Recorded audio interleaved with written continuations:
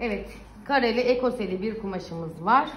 Etek keseceğiz. Eteğimizi mini yapacağız ama büyük kalıpla kullanıyoruz. Biz bu kalıptan daha önce evaze etek dikmiştik.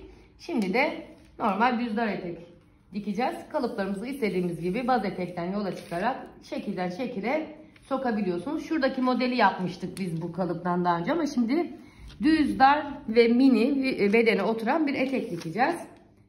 Merhaba düz boy ipliği işareti. Burası da düz boy ipliği işareti. Gene hatırlatıyorum. Ön ortası kumaş katı. Normalde bunu da böyle koyar, değil mi? Ya da şöyle koyar.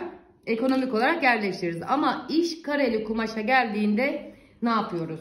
Karelerin birbirine denk gelebilmesi için şuradan karelere birer tane çizgi koyuyorum. Kareler gibi. Her kareli kumaşta bu farklıdır. Tamam mı? En azından kalçada, belde denk gelmesini istiyorum ki buralar denk geldiği zaman zaten nedir? Aşağısı da denk gelecektir. Şuralarda bir yerde biteceği için boyu, değil mi Canan? Hı hı. Şuralarda biteceği için şuraya kadar alsam yeter. Şimdi ne yapacağım? Kalça çizgisine getiriyorum. Şöyle yaklaştırıyorum. Kalça çizgim burada. Bu çizgiyi buraya geçiriyorum. Aynalarını. Karelerine göre alacaksınız. Evet. Getiriyorum. Bunu şöyle kaydırıyorum. Buraya aldım. Kaydırdım. Şuraya aldım. Kalıbı kaydırdım. Buraya aldım. Bunun belli bir ölçüsü, belli bir şey yok. Siz hangi kareyi kendinize göre nasıl geliştirirseniz, kumaşınız nasıl kareliyse o şekilde olacak.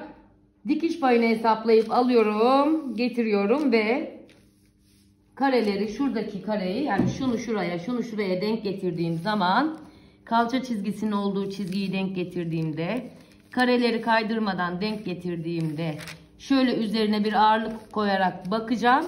Daha sonra düz boy ipliğini ayarlayacağım. Yani şöyle düz boy ipliğini ayarladıktan sonra bir iğne takacağım.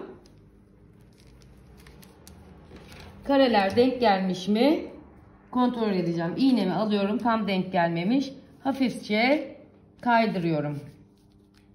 Şimdi denk gelmiş, değil mi? Hı hı. Sabahtan beri konuşuyorum.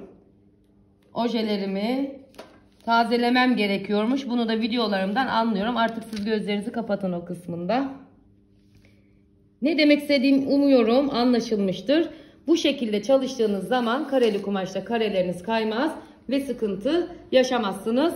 Ve tekrar ediyorum ki düz boy ipliğine, kumaş katına, ekonomik yerleştirmeye, dikiş paylarına dikkat edeceğiz.